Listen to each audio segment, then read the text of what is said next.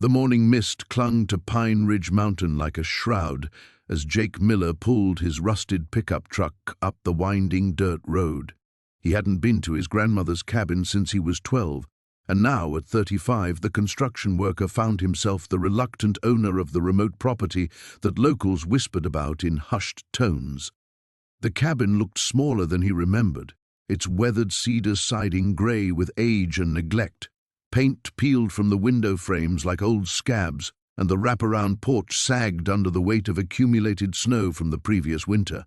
Jake killed the engine and sat for a moment, listening to the tick of cooling metal and the distant call of a hawk circling overhead.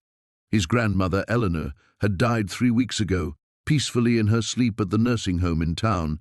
The funeral had been well attended.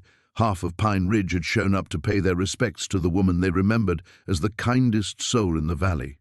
She'd baked cookies for every church function, volunteered at the food bank, and never missed a Sunday service in 60 years. Jake pulled the brass key from his jacket pocket, its weight heavier than it should have been. The lawyer had pressed it into his palm along with the deed, mentioning that Eleanor had been very specific about who should inherit the cabin. Not his father, her own son, but Jake, the grandson who'd spent only one summer here as a boy, building birdhouses and learning to fish in the creek that ran behind the property. The front door stuck, swollen from mountain humidity, and Jake had to put his shoulder into it. The hinges groaned like something awakening from a long sleep. Inside, dust motes danced in shafts of sunlight that slanted through grimy windows. The air smelled of cedar, old books, and something else, something metallic that made his nose twitch. Everything looked exactly as he remembered from that long-ago summer. The stone fireplace dominated one wall, its mantel crowded with photographs in mismatched frames. The kitchen still had the same yellow linoleum and white metal cabinets. Even the rocking chair by the window sat in precisely the same spot, a half-finished crossword puzzle on the side table. Jake moved through the rooms systematically, making mental notes for the estate sale he'd need to organize. Most of the furniture was too old and worn to be worth much, but the cabin itself might appeal to some city dweller looking for a weekend retreat. He just needed to clear it out first. The basement stairs creaked ominously under his weight. He'd been afraid of this space as a child. The ceiling was too low, the shadows too deep, and his grandmother had always kept it locked. Now, pulling the chain for the single bare bulb, he saw why. The basement was immaculate, organized with an almost military precision that seemed completely at odds with the lived-in comfort of the floors above. Metal shelving lined the walls, filled with bankers' boxes labeled in his grandmother's careful script. Jake read the dates as he passed: 1982, 1985, 1993, 2008. Decades of methodical record-keeping, though he couldn't imagine what a retired schoolteacher would need to archive so carefully. He was about to head back upstairs when he noticed something odd about the far wall. The wood paneling didn't quite match the rest of the basement, and there was a gap at floor level barely wide enough to slip a finger through. Jake knelt down, running his hands along the seam until he found what felt like a hidden latch. The panel swung inward on silent hinges, revealing a room he never could have imagined. The space beyond was larger than the main basement, carved directly into the mountain stone.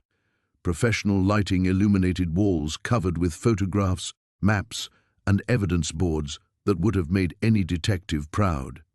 Red string connected pushpins and newspaper clippings.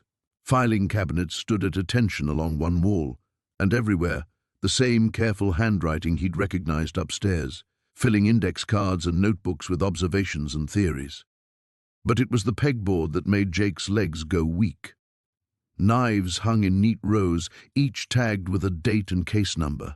A blood-stained hammer, a length of rope with what looked like human hair still caught in the fibers. Personal items, jewelry, wallets, car keys, sorted into clear plastic bags like exhibits in a police evidence room. In the center of the room sat an old wooden desk, and on it, an open leather journal. Jake's hands shook as he read the latest entry, dated just 2 months before his grandmother's death. The Hendricks case remains officially unsolved. But I know the truth. Deputy Morrison took money to look the other way while his brother-in-law disposed of the body. The corruption in this town runs deeper than anyone suspects. I pray Jake will understand when the time comes. Someone has to continue the work. Jake sank into the desk chair, his mind reeling. His sweet cookie-baking grandmother hadn't just been solving crimes. She'd been collecting evidence, stealing it from scenes before police arrived, building cases that no one else would ever see. But how? And more importantly, why? The hidden room's fluorescent lights hummed overhead as Jake stood frozen in the doorway, his mind struggling to process what lay before him. The space was larger than it had appeared from the bookshelf opening, at least 12 feet wide and stretching back into shadows his flashlight couldn't penetrate. Corkboards lined every wall, covered in photographs, newspaper clippings, and red string connecting various pieces of evidence like a detective's fever dream. File cabinets stood in neat rows, each drawer meticulously labeled with dates spanning the last 40 years. A massive desk dominated the center of the room, its surface organized with military precision. Notebooks arranged by year, manila folders in color-coded stacks, and what appeared to be surveillance equipment Jake couldn't immediately identify. He stepped inside, his footsteps muffled by a thick area rug that seemed oddly out of place in what was clearly a workspace. The air smelled of old paper and something else, a faint chemical odor he couldn't place. His grandmother had always been organized, but this was something else entirely. This was obsession.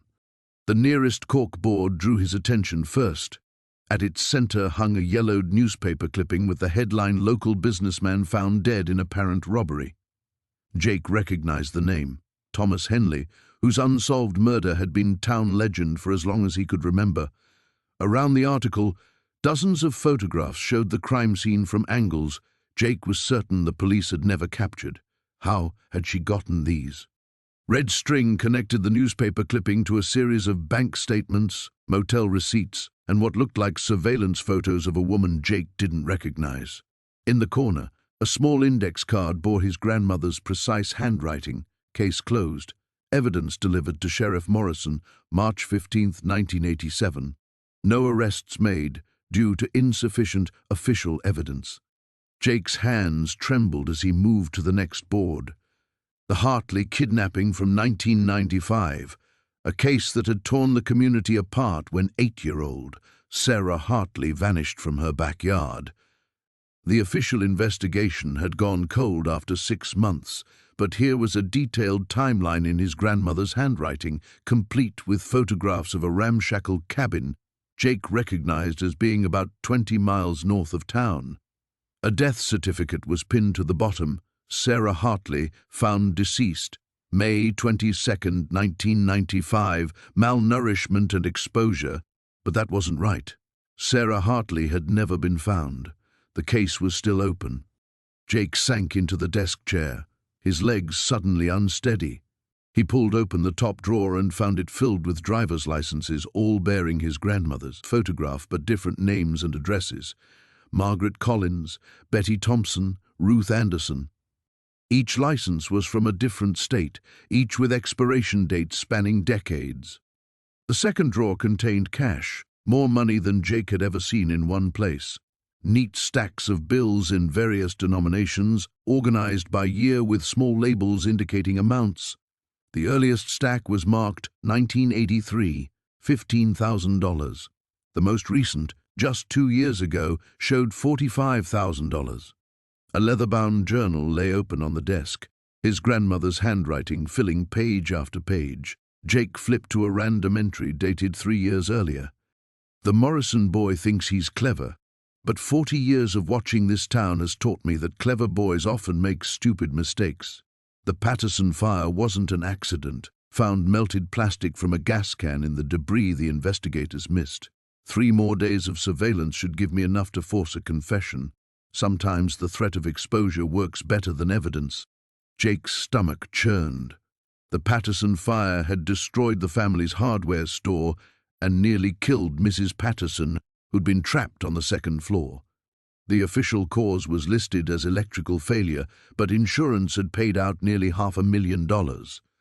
3 weeks after this journal entry, Jake remembered hearing that Tim Morrison had suddenly left town for a job in Colorado, leaving his family behind. He flipped forward, finding an entry from just 6 months ago. Jake called today. Says he'll visit for Christmas, but I know he's just being polite. Good boy. But he doesn't understand what real justice looks like. This town has been sick for decades, poisoned by people who think money and connections put them above consequences. 40 years I've been the cure they never knew they needed. The room is ready if something happens to me. Maybe he'll understand then. Maybe he'll continue the work. A chill ran down Jake's spine that had nothing to do with the mountain air. She had planned this. His grandmother had known he would find this room, had wanted him to find it. A sound from upstairs made him freeze, the unmistakable creak of the front door opening. Jake's heart hammered against his ribs as heavy footsteps moved across the cabin floor above. He hadn't locked the door when he'd arrived, hadn't thought he'd need to in this isolated place. The footsteps stopped directly overhead, and Jake realized with growing dread that whoever was up there was standing right above the bookshelf entrance. In the silence he heard a man's voice, muffled but clear enough to make out the words, "I know you're in there, Jake. We need to talk." The manila folder trembled in Jake's hands as he opened it by lamplight. The first photograph showed a young woman, maybe 25, with auburn hair and a bright smile. Below it, in his grandmother's careful handwriting, Sarah Chen, 24, disappeared October 15, 1987. Last seen leaving Murphy's Diner, 11:20 p.m. Jake's breath caught. Sarah Chen. He remembered that name from town folklore, one of those whispered stories that parents told to keep their children from wandering alone after dark. She'd vanished without a trace, became Pine Ridge's most famous ghost story. But here was his grandmother's file, thick with newspaper clippings, witness statements, and maps marked with red X's. He flipped through pages of meticulous notes, timeline reconstructions, phone records somehow obtained from the local operator, sketches of license plates spotted near the diner that night. The investigation was more thorough than anything the small-town sheriff's department could have managed in 1987. At the bottom of the file, a single sheet of paper bore an address and a date. Robert Henley, 442 Maple Street, confronted November 3, 1987. Justice served. Jake knew that address. It was the old Henley place, abandoned for decades after the owner supposedly moved to Florida. But according to his grandmother's file, Robert Henley had never made it to Florida. A newspaper clipping from November 5, 1987, reported that Henley's car had been found at the bottom of Miller's Gorge. Apparent suicide, the article stated. No body recovered due to the dangerous rapids below. Jake's hands shook as he reached for another folder, then another. Each one told the same story, a cold case that had baffled police, followed by his grandmother's methodical investigation, and finally, a mysterious death or disappearance of the prime suspect. Marcus Webb, suspected of embezzling pension funds from the town's elderly residents, found dead from an apparent heart attack in 1993, 3 days after the date marked justice served in Eleanor's notes. The Morrison family's hit-and-run case from 1995, the suspected driver, Tommy Brennan, had died in what looked like a hiking accident, falling from the same cliffs where Jake now sat reading. Pattern after pattern emerged. His grandmother hadn't just been solving crimes, she'd been executing her own verdicts. Jake set the files aside and walked deeper into the hidden room. The evidence boxes lined the walls like tombstones, each labeled with a name and date. Some boxes were marked with red ink, cases closed, justice served. Others remained in black ink, still open. His grandmother had been a vigilante, a serial killer with a moral code. The thought should have horrified him, but instead Jake felt a strange mixture of revulsion and admiration. How many families had found peace because of her work? How many monsters had she stopped? A loose floorboard creaked under his foot. When he knelt to examine it, he found it wasn't just loose, it was deliberately removable.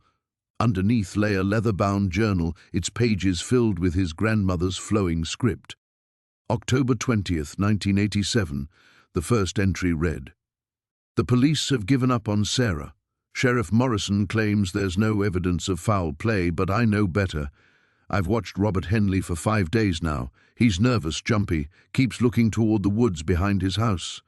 Tomorrow night, when the moon is dark, I'll find out what he's hiding there." Jake turned pages, reading entry after entry.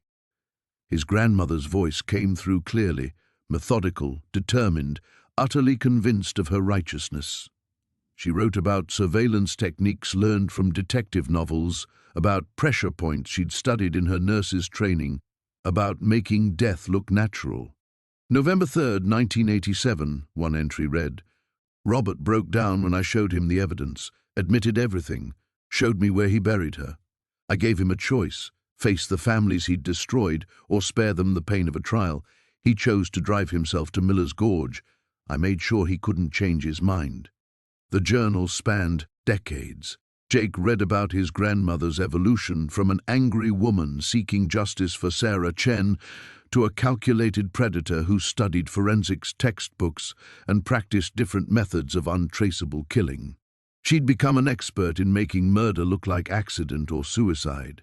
But the final entries troubled him most. From just 3 months ago. My hands shake now, hard to write. Jake will inherit the cabin soon.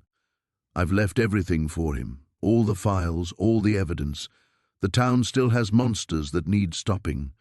The Morrison boy, grown up now and back from the city, the new doctor who's been too friendly with his younger patients, cases the police will never solve. Jake has a good heart. He'll understand what needs to be done, what has always needed to be done in Pine Ridge. Some people forfeit their right to live among decent folks. Someone has to make sure they can't hurt anyone else. I'm too old now. But Jake could carry on the work.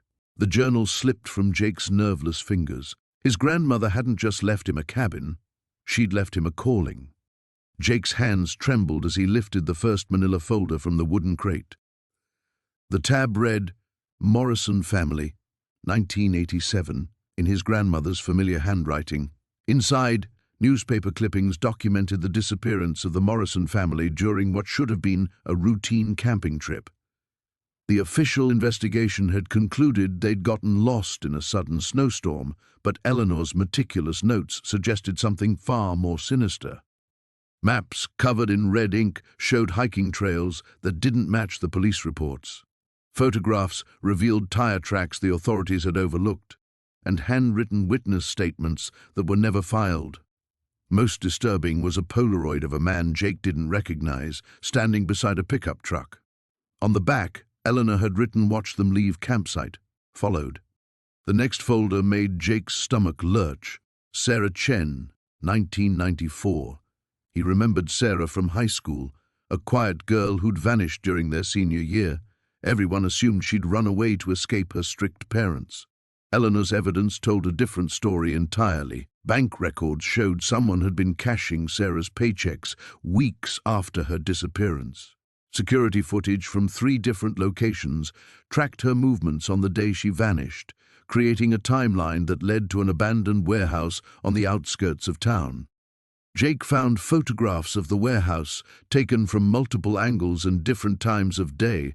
His grandmother had documented every entrance, every window, every possible escape route. Tucked behind the photos was a police report dated 6 months after Sarah's disappearance, describing the discovery of human remains in that exact warehouse. The body had been too decomposed for positive identification, but the case was quietly closed. His legs gave out, and Jake sank into the dusty chair beside Eleanor's desk. How had she known where to look? How had she gathered evidence that trained investigators had missed? The methodical nature of her work suggested years of practice, a systematic approach that spoke of countless similar investigations. The third folder confirmed his growing suspicions. Deputy Marshal Richards, 1979. Richards had been found dead in his patrol car, ruled a suicide despite having no apparent motive. Eleanor's photographs showed the crime scene from angles that shouldn't have been accessible to a civilian. She'd documented powder burns that didn't match the official trajectory, fingerprints on the car door that didn't belong to Richards, and most damning of all, a receipt from a hardware store showing someone had purchased zip ties and duct tape just hours before Richards died. Clipped to the inside cover was a newspaper article from 6 months later, reporting the accidental death of Bill Hendricks, a known drug dealer who'd been operating in the county. According to the article, Hendricks had fallen from a hiking trail while intoxicated. Eleanor had highlighted a single sentence: authorities found zip ties and duct tape in Hendricks's vehicle, though their purpose remains unclear. Jake's mouth went dry. The implication was unmistakable. His grandmother hadn't just solved these cases, she delivered her own brand of justice. The thought should have horrified him, but instead he felt a strange mixture of admiration and terror. Eleanor Miller had been conducting a one-woman war against the criminals who'd escaped the legal system, and she'd been winning. He pulled out his phone and Googled each case, confirming what the folders had told him. The Morrison family's remains had been found 5 years after their disappearance, along with evidence that led to the conviction of a serial killer who'd been operating in the region. Sarah Chen's case had been solved when her actual killer confessed during a nervous breakdown, claiming he'd been haunted by nightmares and mysterious accidents that made him believe he was cursed. Bill Hendricks' death had closed the book on the Richards murder, though no one had ever connected the two cases publicly. Each solved mystery had been attributed to lucky breaks, deathbed confessions, or cold case units, finally catching overlooked evidence. But Jake now understood the truth. Eleanor had been the invisible hand guiding justice, manipulating events and circumstances to ensure the guilty paid for their crimes. The realization hit him like a physical blow. His gentle grandmother, who'd taught him to bake cookies and tend her garden, had been living a double life as a vigilante. The woman who'd never missed his birthday, who'd knitted him sweaters every Christmas, had been tracking killers through the mountains with the patience and precision of a professional hunter. Jake's eyes fell on a leather-bound journal sitting beneath the files. His grandmother's handwriting filled every page, documenting not just the cases but her philosophy behind the work. The law fails when good people do nothing. Read one entry. Sometimes justice requires a different kind of courage. As he flipped through the pages, Jake found detailed instructions, methodologies for investigation, and most chilling of all, protocols for what Eleanor called permanent solutions. His inheritance wasn't just a cabin and some family photos. Eleanor had left him a legacy of secrets, skills, and the terrible knowledge that sometimes the system needed help from the shadows. The question now was what he intended to do with it. Jake's hands trembled as he lifted the leather journal from the table, its worn cover soft beneath his fingertips. The brass clasp clicked open with surprising ease, as if it had been waiting for him. The first page bore his grandmother's careful handwriting in faded blue ink, for those who would see justice done when the system fails. He flipped through pages of meticulous notes, maps drawn in precise detail, and photographs paperclipped to timeline charts. Each case was documented with the thoroughness of a professional investigator, but there was something more, a personal investment that went beyond mere curiosity. His grandmother had cared about these people, these victims whose stories had been forgotten by everyone else. The Hendricks fire took up nearly 30 pages. Jake recognized the farmhouse from old newspaper clippings, a blackened skeleton against the dawn sky, 3 bodies found in the basement. The official report had ruled it an electrical fire, but Martha's notes told a different story. She'd documented inconsistencies in the burn patterns, witness statements that were never officially recorded, and a detailed timeline proving the husband had been in town when the fire started, not at the neighboring farm as he'd claimed. Jake found photographs tucked into the back section, images that certainly hadn't appeared in any newspaper, close-ups of melted electrical components that showed clear signs of tampering, a shot of tire tracks in the mud behind the house, with measurements and plaster cast impressions. His grandmother had been thorough, professional, methodical. But How had she gotten access to the crime scene? How had she obtained evidence that apparently never made it into official reports? The next section made his blood run cold. Insurance documents, obtained God knows how, showing that Harold Hendricks had increased his policy on the property just 2 months before the fire. Bank statements revealing mounting debts from gambling losses. And finally, a handwritten confession. Harold's own words, shaky and desperate, admitting to rigging the electrical fire that killed his wife and 2 children.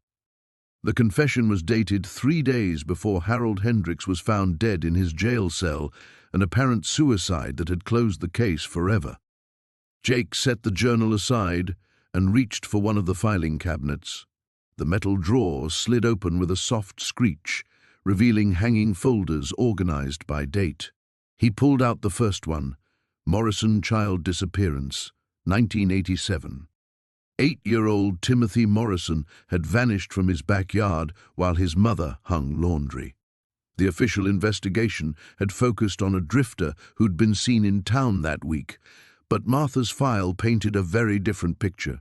She'd mapped out sightlines from neighboring houses, documented the family's routine down to the minute, and compiled a disturbing psychological profile of Timothy's uncle, a man who'd been watching the boy for weeks.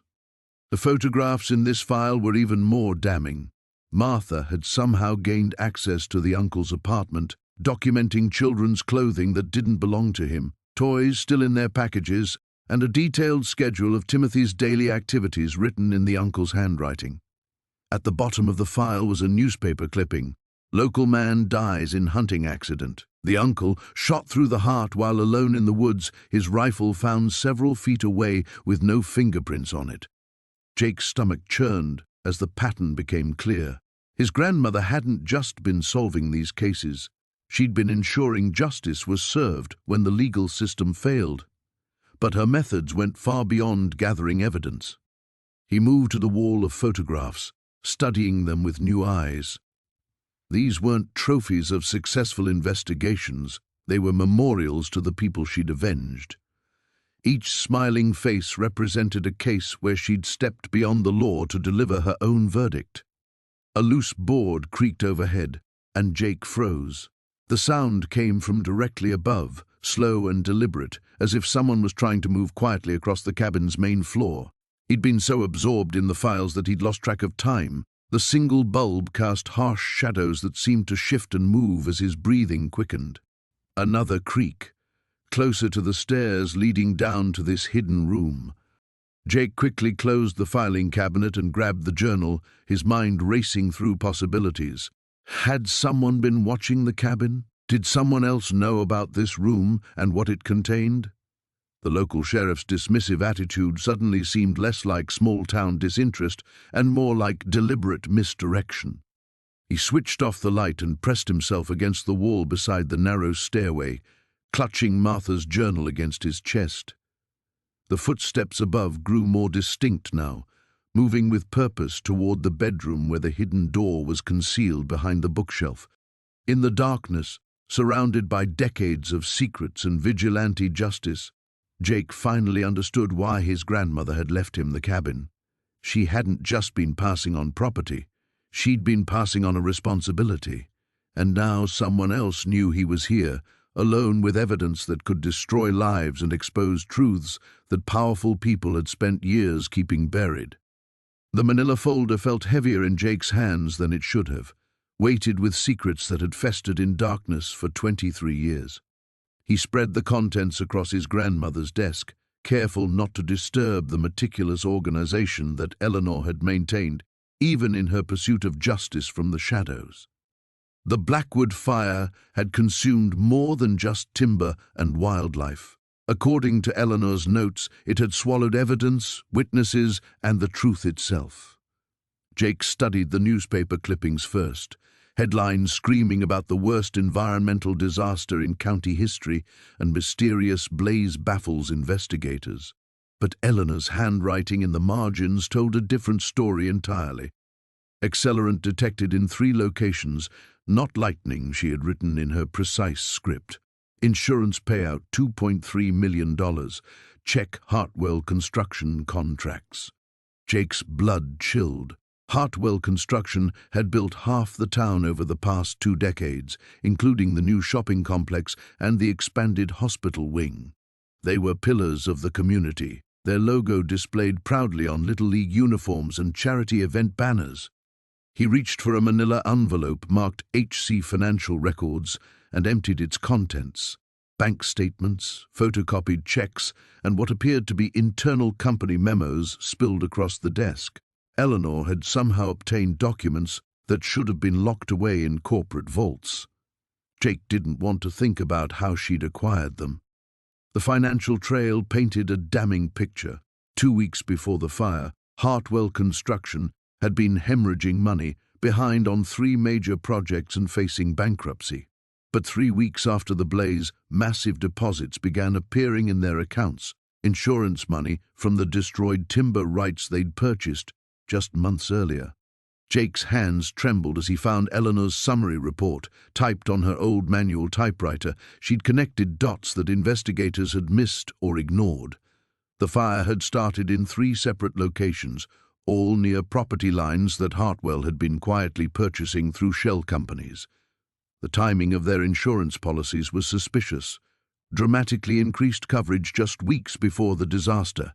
Most damning of all, Eleanor had documented a pattern of similar fires in neighboring counties, each preceding a Hartwell construction boom. But it was the final section of her report that made Jake's stomach lurch. Eleanor had identified the arsonist, Tom Hartwell's youngest son, Marcus, who'd been working as a forestry technician that summer. She'd somehow obtained his work schedules, gas receipts, and even a photograph of him near the ignition point just hours before the fire started. The photograph was grainy, clearly taken from a distance with a telephoto lens, but Marcus Hartwell's face was unmistakable. Jake had gone to high school with him, remembered him as quiet and awkward, always in his father's shadow. Now Marcus ran the family business, his reputation built on the ashes of 1,000 acres of pristine wilderness. Jake found himself reaching for his phone before he caught himself. Who would he call? Sheriff Brennan, whose department had botched the original investigation? The state fire marshal who'd rubber-stamped the lightning strike theory? The local newspaper owned by a company that regularly advertised Hartwell's developments? Eleanor's final note, paper-clipped to the photograph, answered his unspoken question, truth buried too deep. Justice must come another way. He flipped through the remaining documents and found what Eleanor meant: a death certificate for Harold Kemper, the state investigator who'd initially questioned the lightning theory. Died in a car accident 6 months after the fire, just days after requesting additional time to investigate. Then another death certificate. Sarah Chen, the insurance investigator who'd flagged irregularities in Hartwell's claims. Heart attack at 34, no prior medical issues. Eleanor had documented 5 suspicious deaths connected to the Blackwood fire investigation. Each person had been asking inconvenient questions. Each had died before finding answers. But at the bottom of the file, Jake found something that made his blood run cold. A newspaper clipping from 2 years after the fire. Local businessman dies in hunting accident. The photograph showed Tom Hartwell Sr., Marcus's father, lying beside an overturned ATV at the bottom of a ravine. The article described it as a tragic accident, brake failure on a steep mountain trail. Eleanor's note, written in red ink, was succinct: accident arranged. Justice served. Jake pushed back from the desk, his chair scraping against the wooden floor. His grandmother hadn't just been collecting evidence. She'd been dispensing her own form of justice, eliminating those she couldn't expose through conventional means. Tom Hartwell's death hadn't been an accident. It had been an execution. The weight of Eleanor's legacy crashed down on him. She'd been judge, jury, and executioner, operating in the shadows for decades. But Marcus Hartwell was still alive, still running the company built on murder and arson. Eleanor's final case remained unfinished. Jake's phone buzzed with a text message. Unknown number, stop digging or join your grandmother sooner than expected. Outside, Gravel crunched in the driveway. Jake's hands trembled as he opened the leather journal marked 1987 to 1992. The pages revealed meticulous notes in his grandmother's careful script, documenting cases the police had written off as accidents or suicides. But Eleanor's investigations told different stories, stories of murder disguised as misfortune. The first entry stopped him cold. Marcus Hendricks, official cause, hunting accident. Truth, shot by his business partner Thomas Crane over embezzlement. Evidence planted in Crane's garage. Anonymous tip called in October 15th. Jake remembered that case. He'd been 12 when Marcus died, and the whole town had mourned the tragic accident. 2 weeks later, Thomas Crane was arrested after police found the murder weapon and bloodied clothing in his garage. Crane had protested his innocence, claiming he was being framed, but the evidence was overwhelming. Now Jake knew why. He flipped through more entries, each one documenting how Eleanor had solved cases the authorities couldn't or wouldn't pursue. She'd gathered evidence through careful surveillance, midnight searches, and what appeared to be an extensive network of informants. Then she'd plant just enough proof to lead investigators to the truth, always staying in the shadows. The Brennan House Fire, 1989. Official cause, electrical fault. Truth, Patricia Brennan discovered her husband's abuse of their daughter. When she threatened to leave, he tried to kill them both. Staged evidence of his whereabouts planted in neighbors' security footage. Jake's throat tightened. He remembered the Brennan fire, how tragic everyone thought it was that Mr. Brennan had lost his wife and daughter while he was out of town on business. The man had played the grieving widower perfectly, accepting condolences with tear-filled eyes. But Eleanor's notes revealed the real story. Patricia Brennan had confided in the church secretary about her plans to leave with her daughter. The secretary had later died in what appeared to be a car accident. Another case in Eleanor's files marked silenced witness. His grandmother hadn't just solved these crimes, she'd orchestrated justice when the system failed. The evidence she'd planted wasn't fabricated. It was real proof she'd gathered through her own investigations, then strategically placed where authorities would find it. A loose photograph fell from between the pages, showing a man Jake didn't recognize standing beside a familiar figure, Sheriff Morrison, but decades younger. On the back, Eleanor had written, Morrison, 1988, compromised, taking bribes from Hendricks' operation. Jake's blood ran cold. Sheriff Morrison, the man currently investigating his presence at the cabin, had been corrupt for decades. Eleanor's network hadn't just been about solving crimes, it had been about working around a compromised law enforcement system. He pulled out his phone to call Sarah, then stopped. The signal bars were dead. The isolation that had once seemed peaceful now felt ominous. He was alone with these revelations, 40 minutes from town, surrounded by mountains and forest.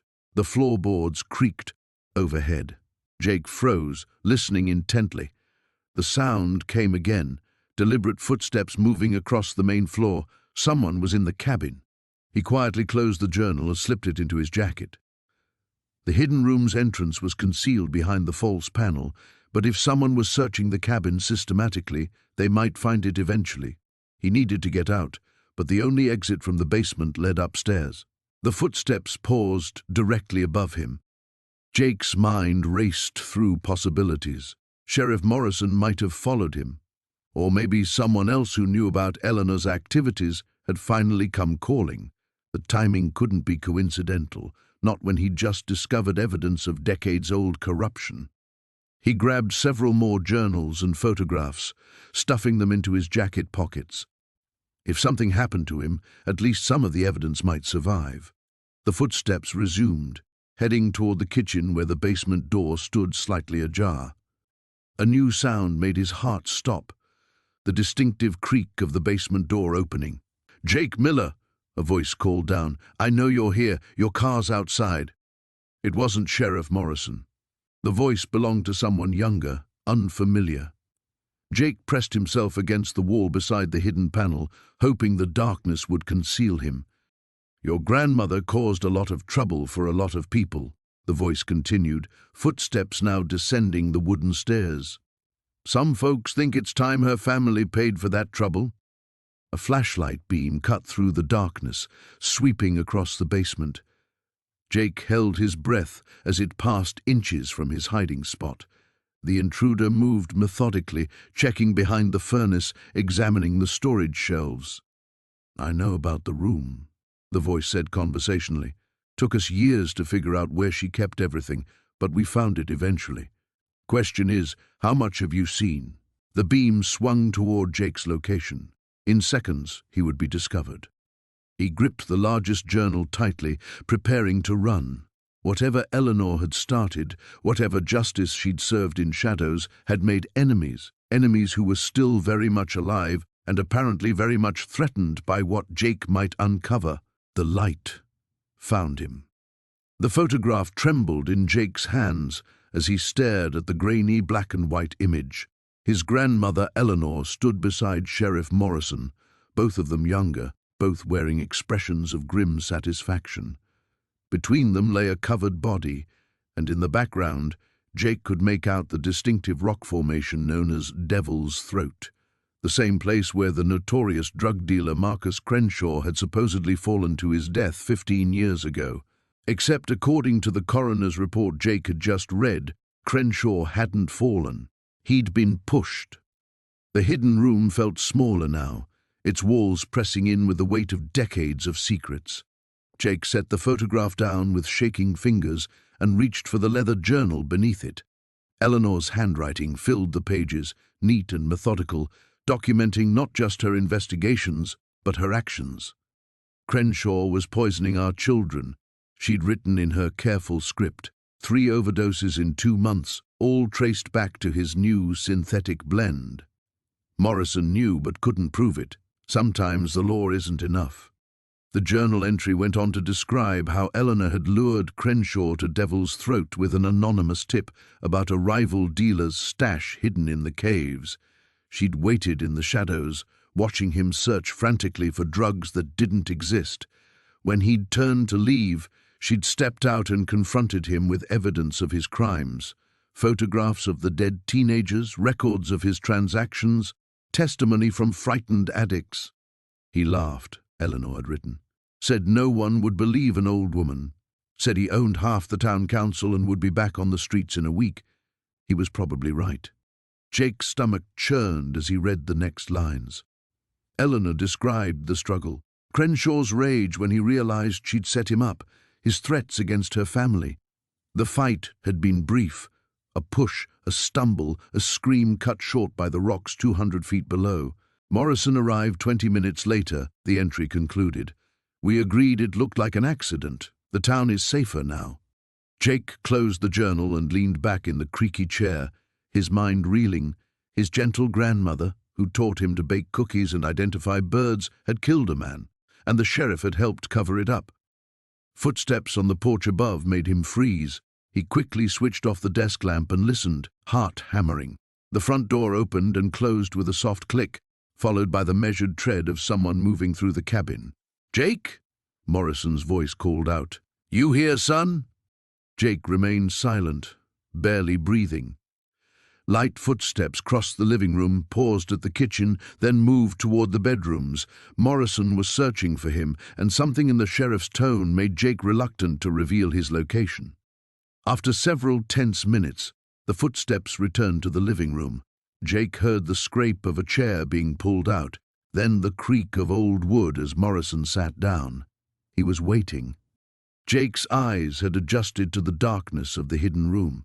He could make out the filing cabinets, the evidence boards, the boxes of carefully catalogued secrets. Somewhere in this room was the truth about every major crime in Millbrook's recent history, and apparently Eleanor's role in ensuring justice was served, one way or another. His phone buzzed with a text message, the screen's glow seeming blindingly bright in the darkness. The message was from Morrison. "We need to talk. Found something you should see." Jake stared at the phone, torn between curiosity and caution. The sheriff obviously knew more than he'd been letting on. But how much? Did Morrison know about the hidden room?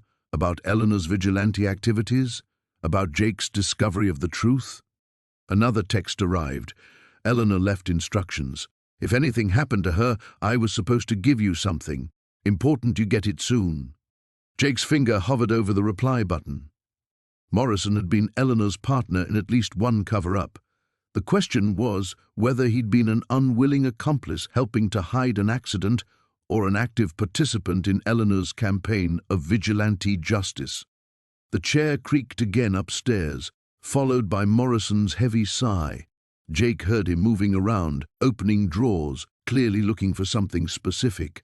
Whatever Eleanor had left for Jake, Morrison believed it was hidden somewhere in the cabin. Jake glanced around the secret room with new eyes. Eleanor had been meticulous in her record-keeping, documenting every case, every piece of evidence, every decision to act outside the law. If she'd left final instructions, they would be here somewhere. He turned the lamp back on, keeping it aimed low, and began searching through the desk drawers. In the bottom drawer, tucked behind a folder of police reports, his fingers found an envelope with his name written in Eleanor's careful handwriting. Below his name, in smaller text, "Open only after you know the truth about Crenshaw." Jake's blood ran cold. Eleanor had known he would find this room, would discover her secrets, would learn about her darkest moments. She'd planned for this discovery, orchestrated it from beyond the grave. The envelope felt heavy in his hands, weighted with more than just paper.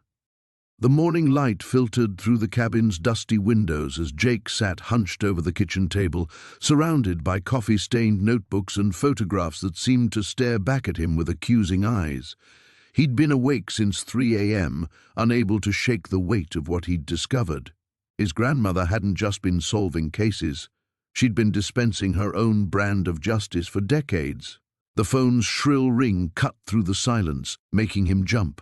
The caller ID showed Detective Sarah Chen's number. "Miller here," he answered, trying to keep his voice steady. "Jake, we need to talk. Can you meet me at Murphy's Diner in 20 minutes? Something in her tone made his stomach clench. "Is everything okay? Just be there." The line went dead, leaving Jake staring at the phone. He gathered the most damning evidence, the confession letters, the photographs of confrontations, the detailed plans of grandmother's interventions, and locked them in the metal filing cabinet. Whatever Chen wanted, he couldn't let her see this room. Not yet. Murphy's Diner buzzed with the usual morning crowd of loggers and early commuters. Jake spotted Chen in a corner booth, her badge clipped to her belt and her expression unreadable. She'd ordered coffee for both of them, steam rising from the ceramic mugs like tiny ghosts. "You look like hell," she said as he slid into the opposite seat. "Thanks. You said we needed to talk." Chen leaned forward, lowering her voice. "The Riverside County Sheriff's Department called yesterday. They found Marcus Webb." Jake's blood turned to ice. Marcus Webb, the man who'd killed the Hendricks family 15 years ago. According to grandmother's files, Webb had been handled in 2019. Found him where? Bottom of Pine Lake, about 60 miles south of here. Body was weighed down with chains, probably been there for years. But here's the interesting part. Chen pulled out a small evidence bag containing what looked like a business card. This was tucked into his jacket pocket. Through the plastic, Jake could make out faded handwriting. "Justice delayed is justice denied. M. Eleanor Miller," his grandmother's initials. "Have you ever seen your grandmother's handwriting?" Chen asked, watching his face carefully. Jake forced himself to meet her gaze. Not much of it survived. Why would someone put that in his pocket? "That's what I'm trying to figure out." Chen sipped her coffee, never taking her eyes off him. "See, Marcus Webb disappeared right around the time some locals say your grandmother was acting strange, more secretive than usual, making trips out of town. Grandmother was always private." "Private, sure, but this feels different." Chen set down her mug with deliberate precision. "Jake, I've been looking into some of the old cases from around here, cases that were never officially solved but somehow resolved themselves. People disappearing, accidents happening to suspected criminals, evidence mysteriously appearing in the right hands. Jake's mouth went dry. "What are you suggesting?" "I'm not suggesting anything yet. But I think your grandmother knew more about this town's secrets than anyone realized, and I think you might have inherited more than just her cabin." Before Jake could respond, Chen's phone buzzed. She glanced at it and frowned. "I have to take this." She stepped outside, leaving Jake alone with his racing thoughts. Through the window, he watched her pace back and forth on the sidewalk, her conversation growing increasingly animated. When she returned, her expression had shifted from suspicious to concerned. "That was the coroner," she said, sliding back into the booth. "Webb's autopsy revealed something interesting. He was tortured before he died, methodically, like someone was extracting information from him. Jake's grandmother had been many things, kind, stubborn, fiercely protective, but torture. The image didn't fit with his memories of the woman who'd baked him cookies and read him bedtime stories. "There's something else," Chen continued. "Webb had a safety deposit box in Riverside. The bank records show it was accessed 3 days before he disappeared, cleaned out completely. But the signature on the access log—" She paused, studying Jake's face. It wasn't his. The diner suddenly felt too small, too warm. Jake loosened his collar and tried to think of an innocent explanation, but his mind kept returning to the hidden room and its catalogue of grandmother's activities. "I need to ask you directly," Chen said, her voice gentle but firm. "Is there anything in your grandmother's things that might help explain this? Anything that might tell us who's been playing judge, jury, and executioner in our quiet little town?" Jake stared into his coffee, watching the cream swirl in patterns that reminded him of the photographs hidden in the cabin's secret room. Pictures of confrontations, of justice served outside the law, of his grandmother's double life as the town's guardian angel and avenging demon. "No," he lied, the word tasting bitter on his tongue. "Nothing like that." But even as he spoke, Jake knew Chen didn't believe him. And worse, he was beginning to wonder if protecting his grandmother's secret meant becoming complicit in something far darker than he'd imagined. Jake's hands trembled as he stared at the newspaper clipping dated just 3 weeks ago. The headline screamed, "Local businessman found dead in apparent suicide," but his grandmother's meticulous notes in the margin told a different story entirely. Every detail of Harold Brennan's death had been dissected, analyzed, and marked with her familiar red ink. The word murder was circled 3 times at the bottom. This wasn't old history anymore. This was current, and if his grandmother was right, a killer was walking free in Pine Ridge right now. Jake's phone buzzed, making him jump. Sarah's name lit up the screen. "I've been thinking about what you told me," she said without preamble. "About your grandmother and all those cases. There's something you need to know." "What is it?" "Harold Brennan came to see me 2 days before he died. He was terrified, Jake. Said someone was threatening him, trying to make him pay for something he did years ago. I told him to go to the police, but he refused. Said the police couldn't protect him from this person." Jake felt ice form in his stomach. "Did he say who was threatening him?" "No, but he kept mentioning some old case. Something about a girl who died when he was younger. He was rambling, scared out of his mind. I thought he was just having some kind of breakdown." Jake rifled through the papers spread across his grandmother's desk until he found what he was looking for, a manila folder labeled Brennan to 1987. Inside, photographs of a young woman with dark hair and bright eyes smiled up at him.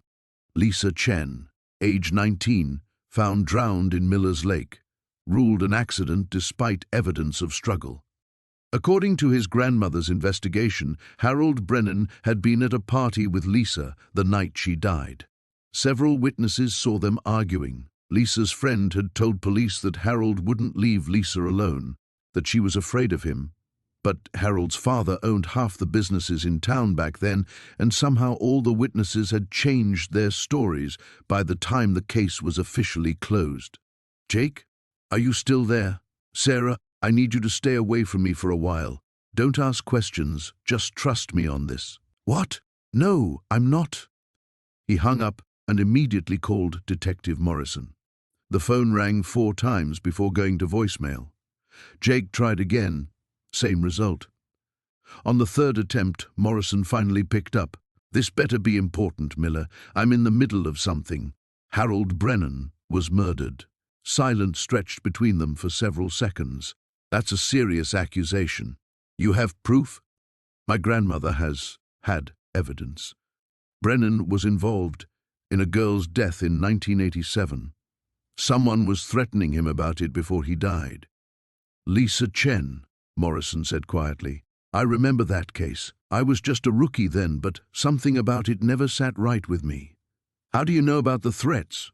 Jake explained Sarah's visit from Brennan, careful not to reveal too much about his grandmother's hidden room. Morrison listened without interruption. "I'll look into it," Morrison finally said. "But Jake, if you're right about this, you could be in danger. If someone killed Brennan to keep the past buried, they might not stop there." After hanging up, Jake sat alone in the hidden room, surrounded by 40 years of his grandmother's secret work. How many killers had she exposed? How many families had received anonymous tips that led them to closure? And how many dangerous people in Pine Ridge knew exactly who had been hunting them all these years? A sound from upstairs made him freeze. Footsteps, slow and deliberate, moving across the cabin's main floor. Jake was certain he'd locked the front door. He'd been paranoid about security ever since finding this room. The footsteps stopped directly above him, right over the loose floorboard that concealed the entrance to his hiding place. Jake held his breath, straining to listen. Whoever was up there knew exactly where to look. His phone had no signal in the underground room. He was trapped with only one way out, and someone was waiting for him at the top of those stairs. Jake scanned his grandmother's evidence wall, looking for anything that might help him identify who was up there. His eyes landed on a photograph he hadn't noticed before, tucked behind other documents. It showed a much younger Detective Morrison shaking hands with Harold Brennan at some kind of ceremony. Both men were smiling. The caption read, "Police Benevolent Association Fundraiser, 1988. 1 year after Lisa Chen's death was covered up." The footsteps resumed, moving toward what Jake now realized was the kitchen, where the cellar door was hidden behind his grandmother's pantry. His blood turned cold as he heard the unmistakable sound of the heavy wooden panel sliding open. Someone was coming down the stairs, and Jake was beginning to understand that his grandmother's 40-year war against injustice had just become his inheritance in the most dangerous way possible. The storm had passed, leaving behind an eerie silence that seemed to press against the cabin walls. Jake sat at his grandmother's desk, the decoded journal entries spread before him like pieces of a macabre puzzle.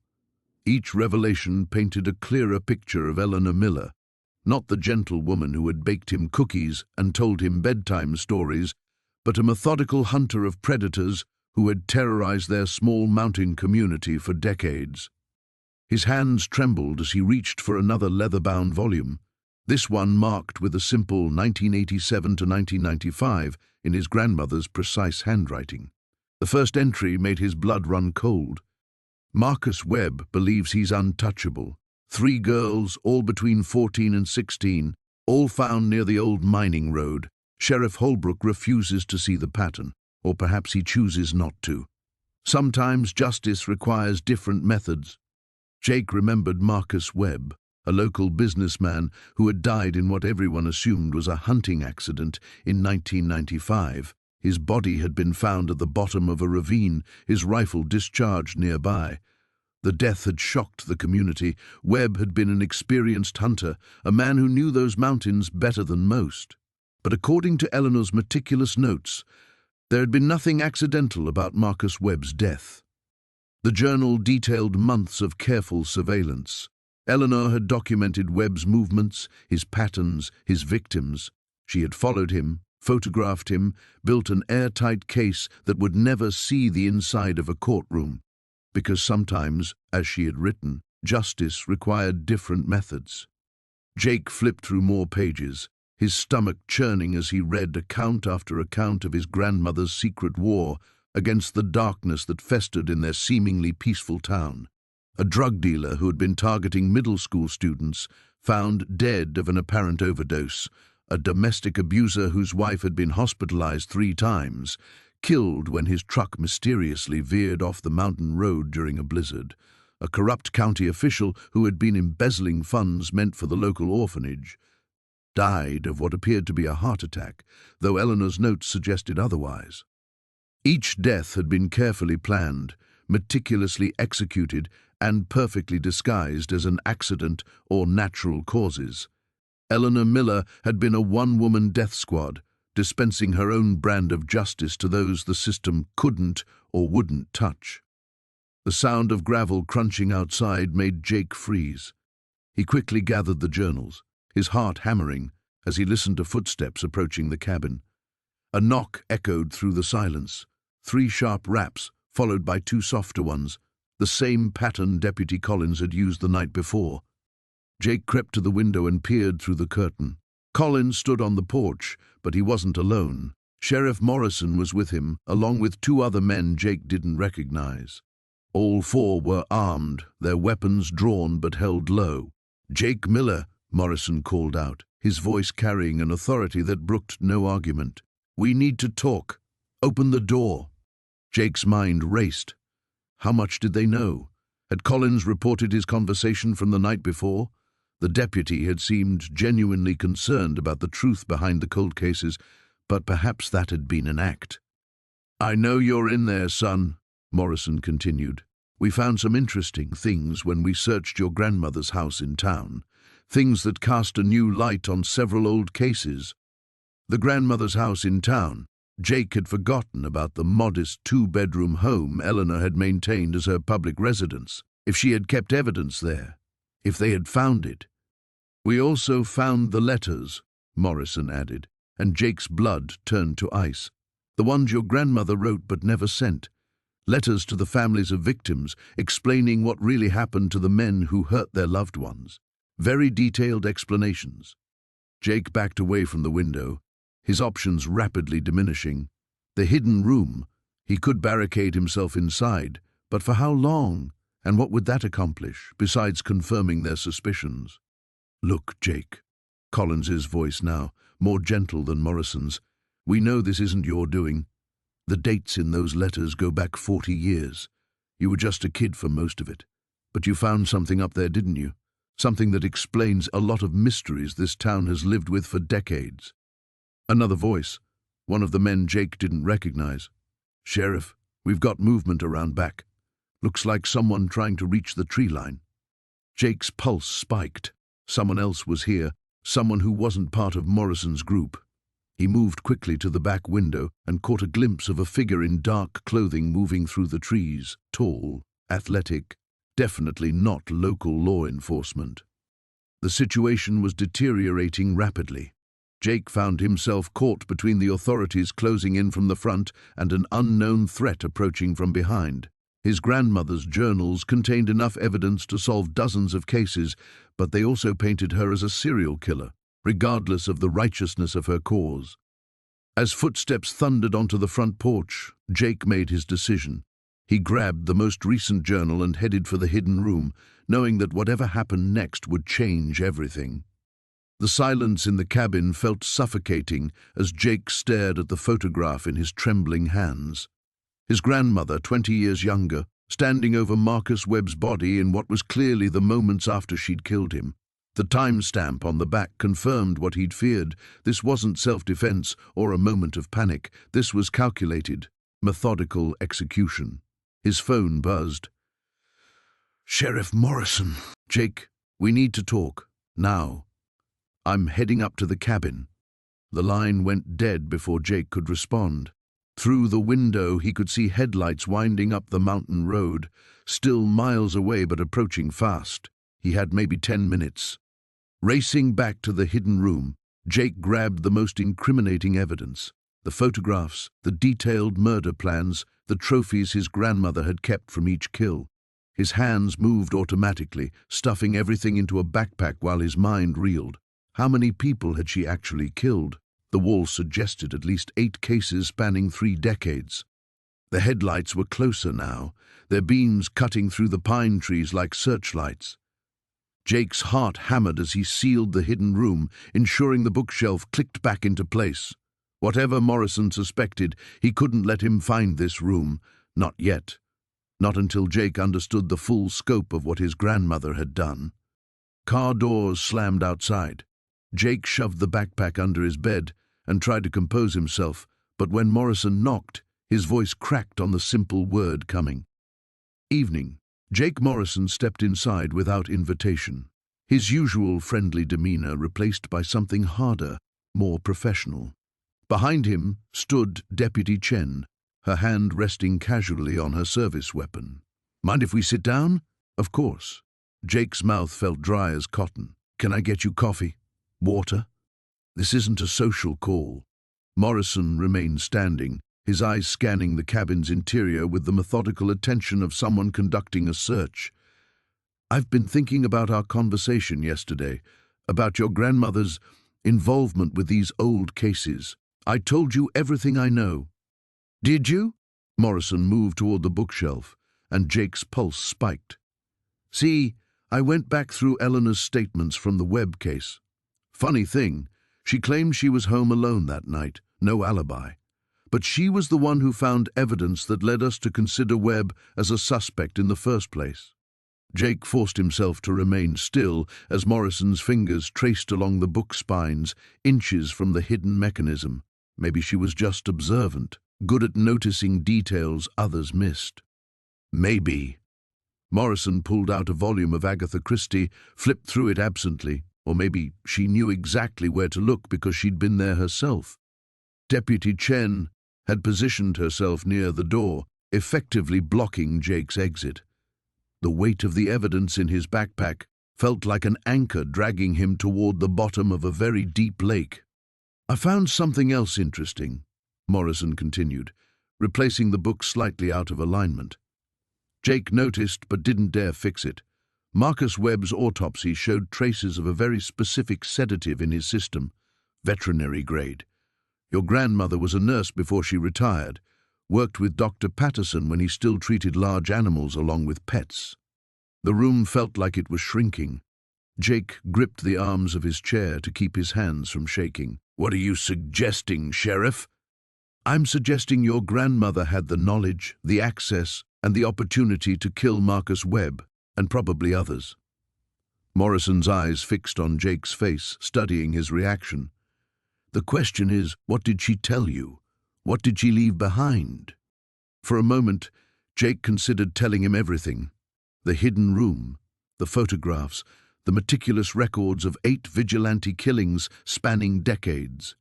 Morrison was a good man, had been his grandmother's friend. Maybe he'd understand that she'd done what needed doing when the system failed. But then he thought about Sarah Hendrick's parents, finally able to sleep knowing their daughter's killer was dead. About the families who'd found peace because his grandmother had delivered the justice the courts couldn't. About the monsters who'd escaped legal punishment, but not Eleanor Miller's final judgment. "She never told me anything about the old cases." Jake lied, the words tasting like ash. "I'm as surprised by all this as you are." Morrison studied him for a long moment, then nodded slowly. "I see. Well, if you remember anything at all, you'll let me know immediately. Won't you, Jake?" "Of course." "Good." Morrison headed toward the door, then paused. "Oh, and Jake, if I were you, I'd be very careful about following in family footsteps. Sometimes the apple doesn't fall far from the tree, but that doesn't mean it has to rot in the same soil." The warning hung in the air like smoke after the sheriff and his deputy left. Jake sat in the growing darkness, understanding with crystal clarity that Morrison suspected everything but couldn't prove anything yet. The game had begun, and Jake was already 3 moves behind. The sound of breaking glass shattered the mountain silence. Jake's blood went cold as he crouched behind his grandmother's desk, clutching the evidence box that contained everything about the Riverside murders. Heavy footsteps echoed from the main cabin, deliberate and unhurried. They'd found him. Jake's mind raced through his options. The hidden room had no other exit, and whoever had broken in stood between him and freedom. He'd been so absorbed in reading his grandmother's final case notes that he'd missed the approach of a vehicle. Now the beam of a flashlight swept across the main cabin, its glow occasionally filtering through the crack beneath the concealed door. "I know you're in there, Jake." The voice was calm, almost conversational. Male, with a slight rasp that spoke of years of cigarettes. "Your truck's outside, lights are on, no point hiding." Jake didn't recognize the voice, but something about its measured tone sent ice through his veins. This wasn't some random break-in. Whoever this was knew his name, knew he'd been investigating. The footsteps moved closer to the bookshelf that concealed the entrance. Jake held his breath, pressing himself against the far wall. His grandmother's files surrounded him like silent witnesses, decades of secrets that had died with her, until now. "Your grandmother was a clever woman," the intruder continued, his voice muffled but clear enough. "Took us years to figure out it was her, the mysterious evidence that would appear, the anonymous tips that always led somewhere useful. She had quite a system." That single word confirmed Jake's worst fear. This wasn't one person acting alone. There was an organization involved, people who had known about Eleanor Miller's vigilante activities and had been looking for her evidence cache. A book thudded to the floor, then another. The intruder was systematically removing volumes from the shelf, searching for the mechanism that opened the hidden door. Jake's hands trembled as he clutched the Riverside file. Even if he died tonight, this evidence had to survive. These victims deserved justice. "The thing about your grandmother," the voice continued, closer now, "is that she never understood the delicate balance of things. Some cases are meant to stay cold, Jake. Some secrets protect more than just the guilty." Another book hit the floor with a heavy thud. Jake could hear the man's breathing now, steady and patient, professional. This wasn't someone acting out of passion or desperation. This was a job. Jake's eyes swept the hidden room, searching for anything that could help. His grandmother's desk drawers were mostly empty, but the bottom one stuck when he tried to open it. He pulled harder, and it gave way with a soft crack. Inside, wrapped in black cloth, was something he hadn't expected to find. A pistol, small, well-maintained, with a box of ammunition beside it. Even in her 70s, Eleanor Miller had been prepared for this moment. She'd known that eventually her past would catch up with her. The gun felt foreign in Jake's hands, heavier than he'd imagined, but somehow reassuring. The scraping sound of the bookshelf mechanism being discovered froze him in place. "There we go," the intruder murmured, satisfaction clear in his voice. Light flooded the hidden room as the concealed door swung open. Jake squinted against the sudden brightness, the pistol heavy in his hands but pointed steadily at the silhouette filling the doorway. Well, well. The man was tall and lean, wearing dark clothing that seemed designed to blend into shadows. His face was unremarkable, except for pale eyes that seemed to catalogue everything they saw. "Eleanor's grandson, armed and dangerous. She trained you well. She didn't train me for anything," Jake said, surprised by the steadiness of his own voice. "I just found all this tonight." The man smiled, but it didn't reach his eyes. "Is that what you think? That this is all some coincidence?" He gestured at the room around them. "Your grandmother didn't leave you this cabin by accident, Jake. She chose you specifically, just like she chose every case she solved, every life she destroyed in pursuit of her twisted version of justice. The only thing twisted here is letting murderers walk free," Jake shot back, the pistol never wavering. "Murderers, corrupt cops, dirty politicians. Your grandmother never did learn to distinguish between necessary evils and actual evil." The man took a step into the room. She cost a lot of good people their careers, their lives, all for her obsession with truth. "Stay back," Jake warned, but the man continued forward. "The Riverside case, Jake. You've read about it, haven't you? Do you know why those men were never prosecuted?" Another step, because they were undercover federal agents. Deep cover, trying to infiltrate a drug ring. Your grandmother's justice would have blown an operation that took 3 years to establish. Jake's mind reeled. "You're lying." "Am I?" The man's pale eyes glinted. "Check the file again. Look for what's missing, not what's there." The moment of doubt was all the intruder needed. The courthouse steps were slick with morning dew as Jake approached the imposing brick building. Sheriff Morrison walked beside him, their footsteps echoing in the early quiet.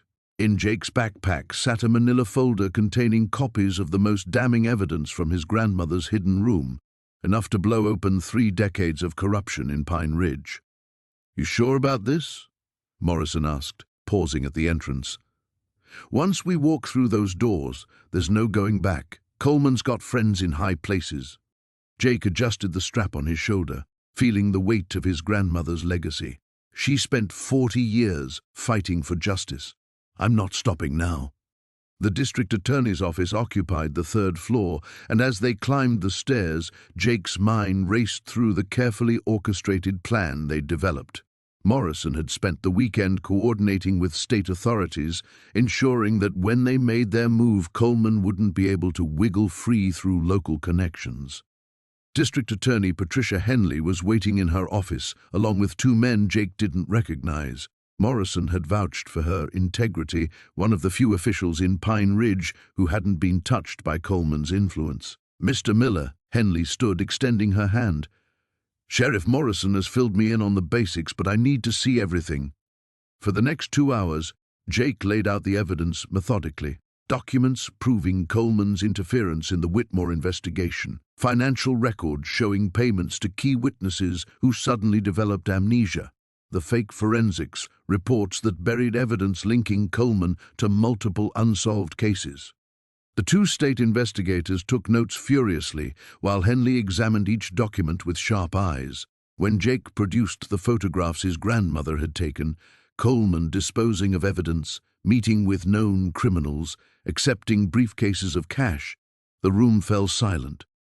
"This is extraordinary," Henley finally said. "But I have to ask, how do we authenticate evidence that was obtained through, let's say, unconventional means?"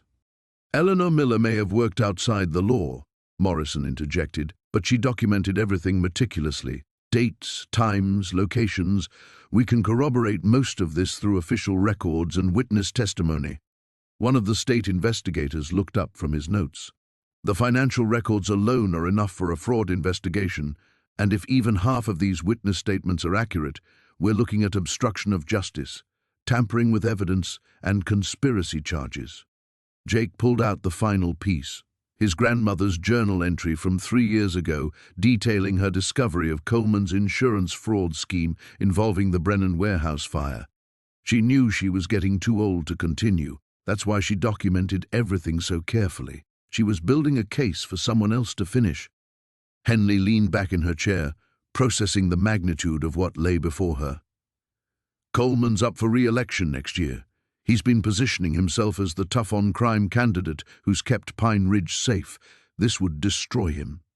"He destroyed a lot of innocent people first," Jake said quietly. "The families who never got justice, the witnesses who were silenced, the real criminals who walked free because Coleman protected them. They deserve better." The meeting stretched into the afternoon as they planned the investigation strategy. Coleman couldn't be tipped off, which meant keeping the circle of trust extremely small. State authorities would handle the financial crimes while local investigators, carefully vetted by Morrison, would focus on the evidence tampering. As they prepared to leave, Henley pulled Jake aside. "Your grandmother was remarkable. Dangerous, perhaps, but remarkable. She could have been a phenomenal prosecutor." "She tried to work within the system," Jake replied. "But when the system failed, she didn't give up. She found another way." Walking back to Morrison's patrol car, Jake felt a strange mix of exhaustion and anticipation. The wheels of justice were finally turning, but he knew Coleman wouldn't go down without a fight. Men with that much power and that many secrets rarely surrendered quietly. His phone buzzed with a text from Sarah. "How did it go?" "Phase 1 complete," he typed back. "The real work starts now." Morrison started the engine and pulled away from the courthouse. "You know Coleman's going to figure out where this is coming from eventually. Once he realizes the evidence is tied to your grandmother's work, he might come after you directly. Jake watched the familiar streets of Pine Ridge pass by, thinking of all the secrets these quiet neighborhoods had harbored for decades. Let him come. I'm not the scared kid who ran away from this town anymore. No, Morrison agreed. You're not. Eleanor would be proud. As they drove toward the cabin, Jake's mind was already racing ahead to the next steps. They had Coleman on the defensive now, but exposing his crimes was only part of the justice his grandmother had fought for. The real victory would come when the families who'd suffered for so long finally got the answers they deserved. The floorboards creaked beneath Jake's feet as he descended into the hidden room one final time, the weight of his decision pressing down on him like the mountain air outside. Sheriff Hendricks waited at the kitchen table above, nursing his third cup of coffee while they both processed the magnitude of what lay before them.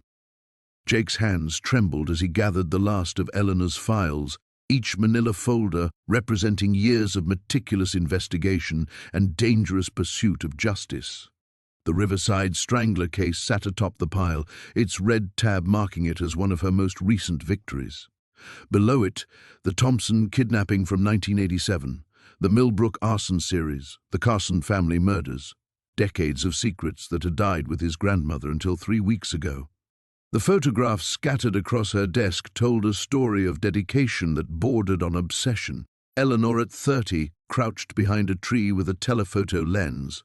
Eleanor at 50, her hair silver now, following a suspect through downtown's shadows. Eleanor at 70, still pursuing leads when most people her age were content with crossword puzzles and afternoon naps. She never stopped, Jake whispered, running his finger along the edge of a surveillance photo. Even when she got sick, she kept working. The sound of footsteps above reminded him that time was running short. Sheriff Hendricks had agreed to give him an hour to decide what to do with Eleanor's legacy, but dawn was approaching, and soon the decision would be out of their hands entirely. Jake opened the bottom drawer of Eleanor's desk and found what he'd been looking for, her journal from the past 5 years. The entries grew increasingly shaky as her arthritis worsened, but her resolve never wavered. The final entry, dated just 2 weeks before her death, made his chest tighten. Jake arrives tomorrow. I've watched him from afar all these years, seen the man he's become. He has the eyes, the same ones I inherited from my father, the ones that see what others miss. The room is ready. The choice will be his. Grandma knew, he breathed. She'd planned this moment, orchestrated his inheritance not just of property and possessions, but of purpose. The realization should have felt manipulative, but instead it felt like coming home. A loose floorboard caught his attention as he moved toward the stairs. Kneeling down, he pried it up and found a metal box hidden beneath. Inside lay a badge, not from any official department, but handmade, engraved with a simple motto, "Justice delayed, not denied." The weight of it in his palm felt substantial, permanent. Eleanor had worn this badge under her clothes for 40 years, carrying the authority she'd granted herself to do what others couldn't or wouldn't do. Footsteps creaked overhead again, more insistent this time. Jake pocketed the badge and grabbed the remaining files, his mind racing through the implications of what he was about to do. Sheriff Hendricks waited for an answer that would change everything. Not just for the families who deserved closure, but for Jake himself. As he climbed the narrow stairs, Jake thought about the life waiting for him back in Portland. His apartment with its view of the parking lot, his job pushing papers for an insurance company, his ex-girlfriend Sarah who'd left because she said he was emotionally unavailable. What was he really returning to? The kitchen felt impossibly bright after the dim confines of the hidden room. Sheriff Hendricks looked up from his coffee, reading Jake's expression before he spoke. "I've made my decision," Jake said, setting the files on the table between them, "but I need to know something first. Did you really have no idea what she was doing?" Hendricks was quiet for a long moment, his weathered hands wrapped around the coffee mug. "I suspected. Cases would go cold on my desk, then suddenly we'd get an anonymous tip that cracked them wide open. Evidence would appear in my mailbox. Witnesses would come forward after someone had convinced them to do the right thing. He looked up. I never looked too hard for answers because I didn't want to stop the flow of justice. And if I continue her work, then I'll do what I've always done, take the wins where I find them, and ask fewer questions than I should. Hendricks leaned forward. But understand what you're choosing, son. This isn't a hobby or a weekend project. This becomes your life, your purpose, your burden. Jake felt the weight of the hidden badge against his ribs, felt the pull of unfinished cases calling out for resolution. 3 weeks ago, he'd been a man without direction, floating through a life that felt borrowed rather than lived. Now he stood at the threshold of something that terrified and exhilarated him in equal measure. There's one more thing, Jake said, reaching for the Riverside Strangler file. Eleanor solved this case, but she never got to see it through. Marcus Webb is still out there. Sheriff Hendricks nodded grimly. Dangerous way to start. Then it's a good thing I learned from the best teacher, Jake replied, Eleanor's voice echoing in his memory. Sometimes you have to become what the darkness fears most. The sheriff's station buzzed with an energy Jake had never seen before.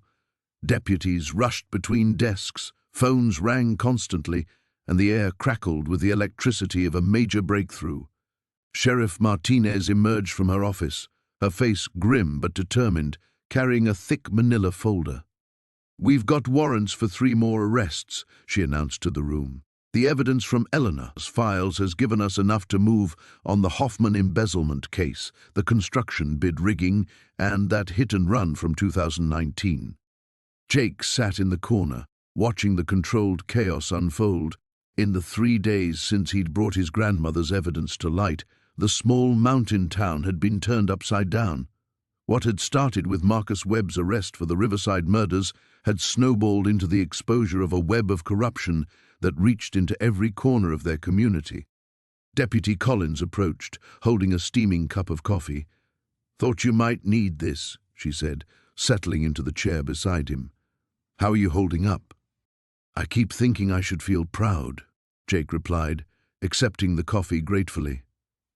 Grandmother spent decades collecting this evidence, waiting for the right moment, but mostly I just feel overwhelmed. Eleanor was playing a long game, Collins observed. She knew that revealing everything at once would be more powerful than exposing one crime at a time. People couldn't dismiss it as coincidence or isolated incidents. Through the station's windows, Jake could see news vans lining the street. Word had leaked about the scope of the investigation, and reporters from 3 counties had descended on their quiet town.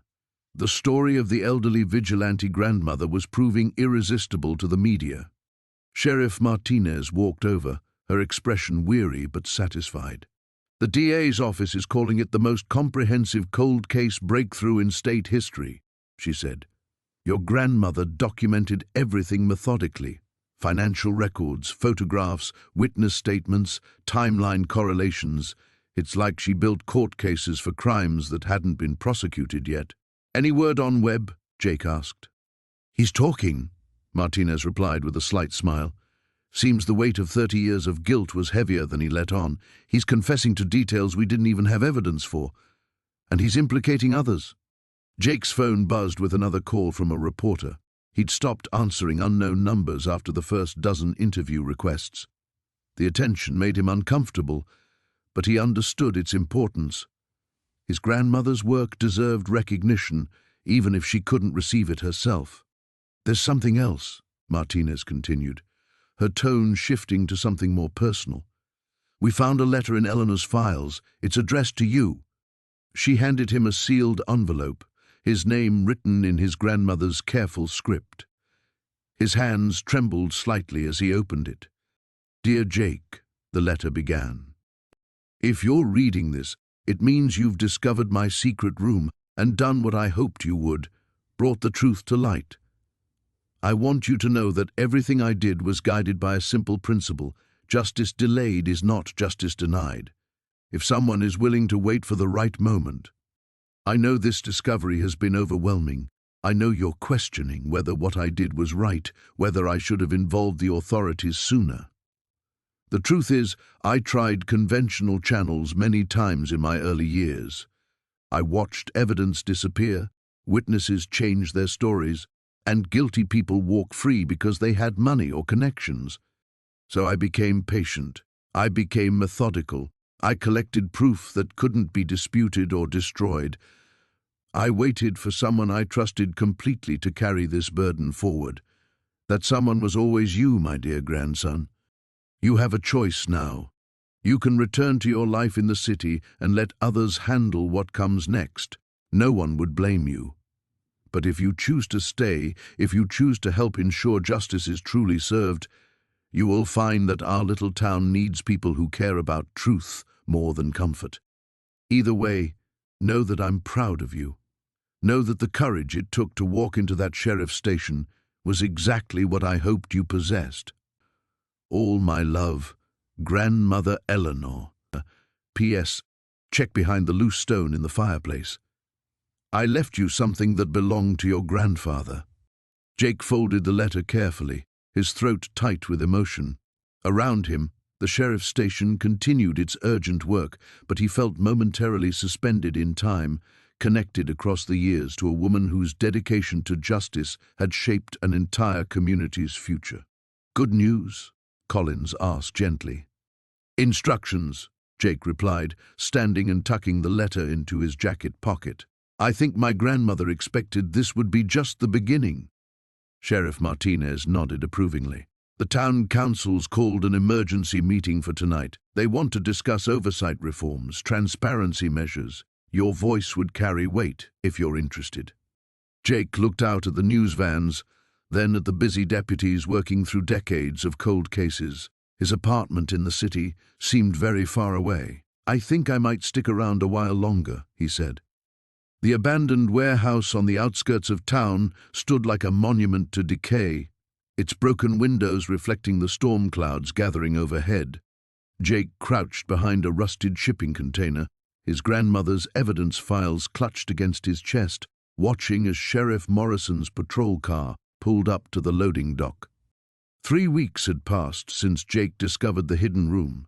3 weeks of sleepless nights, piecing together his grandmother's decades-long crusade for justice.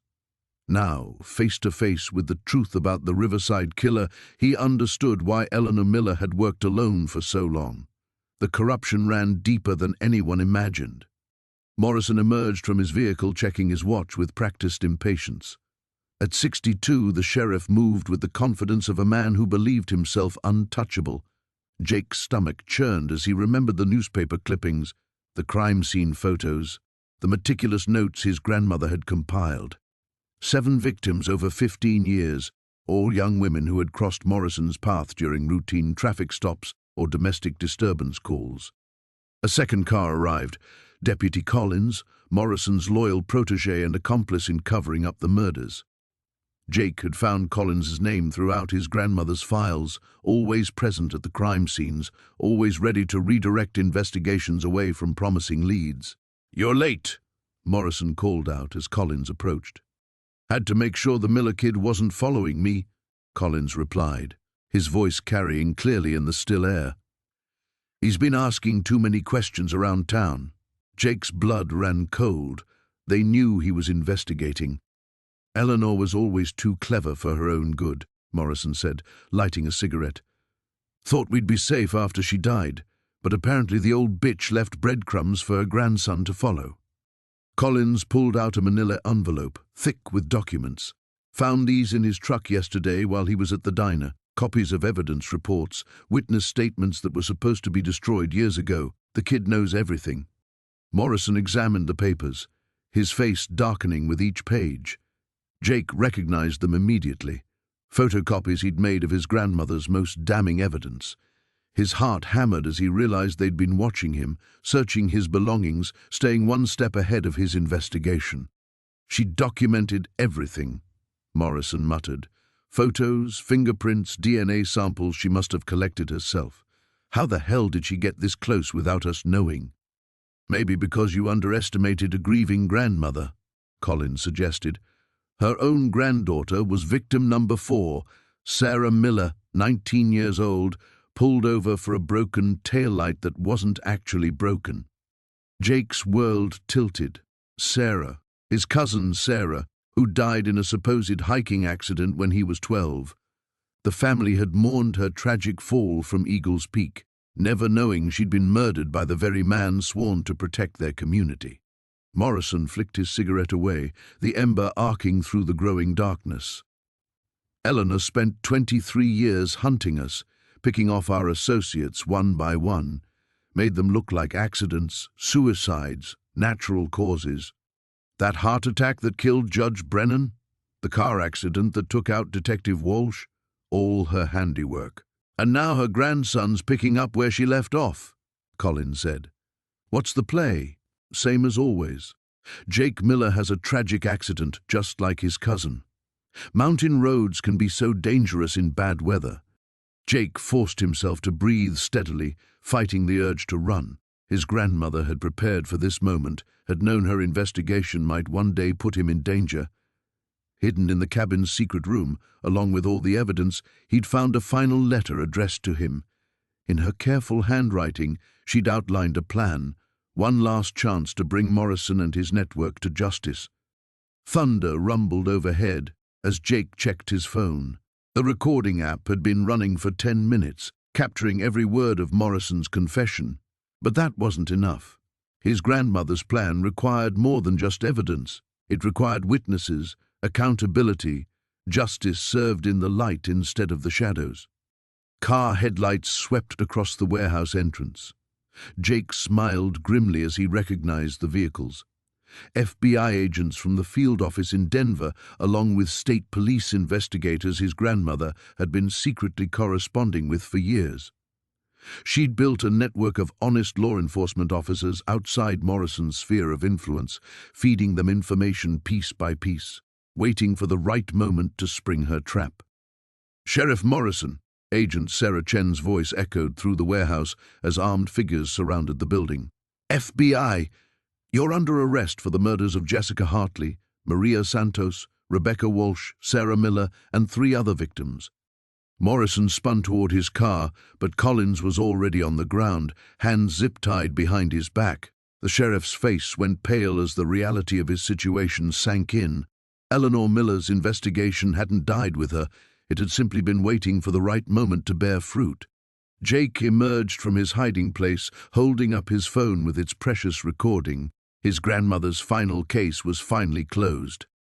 The morning sun cast long shadows across the mountain valley as Jake stood in the cabin's main room, surveying the aftermath of 17 chapters worth of revelations. The hidden door to Grandmother Rose's secret room remained open, no longer concealing decades of vigilante justice. Sheriff Martinez sat at the kitchen table, her coffee growing cold as she studied the final case file. The Brennan kidnapping, she murmured, flipping through photographs and handwritten notes. We never even suspected it was an inside job. Your grandmother figured out it was the uncle within a week. Jake nodded, still processing everything. 3 days had passed since he'd discovered Rose's double life, and the weight of her legacy pressed down on him like the mountain snow. What happens now? Martinez closed the file and looked up at him. Legally? Nothing. The statute of limitations has run out on most of these cases, and the few that haven't, well, your grandmother never technically broke any laws. She gathered information and left anonymous tips. Very carefully worded anonymous tips. But she did so much more than that, Jake said, remembering the detailed journals, the surveillance photos, the elaborate schemes Rose had orchestrated to bring criminals to justice. She did, Martinez agreed, and because of her, 12 murderers were convicted, 8 kidnapping cases were solved, and countless families got closure they never would have found otherwise. Jake walked to the window overlooking the valley. Down below he could see the town of Cedar Falls, peaceful and unaware that their guardian angel had been an elderly woman with a knitting hobby and a steel spine. She made me promise to destroy everything. But you haven't. No, he admitted. I keep thinking about the Hendricks case. Martinez straightened. The Hendricks case was the only file in Rose's collection that remained unsolved, a recent disappearance that had stumped both the local police and state investigators. Emily Hendricks, 19 years old, had vanished from the college campus 6 months ago. Rose's file contained theories, timelines, and a growing suspicion about Professor David Walsh that she hadn't lived long enough to prove. "Your grandmother was onto something," Martinez said carefully. "Walsh's alibi has holes, and she'd identified a pattern of inappropriate behavior with female students." Jake turned from the window. She left notes, instructions, like she knew she might not finish this one herself. They both looked toward the hidden room, where Rose's final investigation waited. Unlike the completed cases, this file was full of question marks, theories circled in red ink, and a timeline that ended abruptly with Rose's death. "I'm not a detective," Jake said. "I'm a software engineer from Portland who inherited a cabin and a secret that's too big for me." "Your grandmother wasn't a detective either," Martinez pointed out. "She was a retired schoolteacher who couldn't stand seeing injustice go unpunished." Jake understood what she wasn't saying. The choice was his now: destroy everything as Rose had asked, or continue what she'd started. Emily Hendricks was still missing. Her family still had no answers, and Rose's notes suggested she'd been close to solving it. "If I helped," Jake said slowly, "how would it work?" Martinez smiled grimly, very carefully, and completely off the books. Over the next hour, they developed a plan. Jake would use his technical skills to follow the digital breadcrumbs Rose had identified: Walsh's computer usage, his academic schedule, the correlation between his travel dates and other missing person cases at universities across the state. Martinez would handle the official investigation, following up on leads that happened to come her way through anonymous tips, just like Rose had done for 30 years. As they prepared to begin, Jake felt the presence of his grandmother in the cabin. Not supernatural, but the lingering sense of her personality in every carefully organized file, every detailed note, every small act of justice she'd orchestrated from this remote mountain hideaway. "She never wanted recognition," he said, understanding finally why Rose had insisted on destroying the evidence. She just wanted the truth to come out. "The best kind of hero," Martinez agreed. That afternoon, Jake sent his first anonymous tip to the sheriff's department: information about Professor Walsh's suspicious computer searches on the night Emily Hendricks disappeared. He used a secure server, an untraceable email account, and the same careful phrasing Rose had perfected over 3 decades of vigilante justice. As evening approached and Martinez headed back down the mountain, Jake stood in the hidden room, surrounded by the evidence of his grandmother's secret war against injustice. He wouldn't destroy it, not yet. Emily Hendricks deserved the truth, and her family deserved closure. Rose Miller had spent 30 years protecting Cedar Falls from the shadows. Now it was Jake's turn to carry on her work, one case at a time, one anonymous tip at a time, one small victory for justice at a time. The cabin settled around him as darkness fell, keeping its secrets safe for another generation.